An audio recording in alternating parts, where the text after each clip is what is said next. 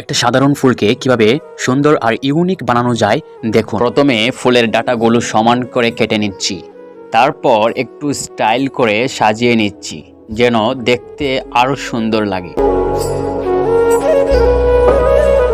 আজকে আমি দেখাবো খুব সহজ একটা ফুল সাজানোর টেকনিক।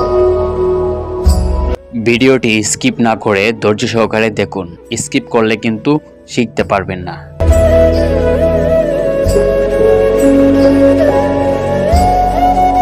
দেখুন, একদম সাধারণ ফুলও কত সুন্দর ও আকর্ষণীয় হয়ে গেল।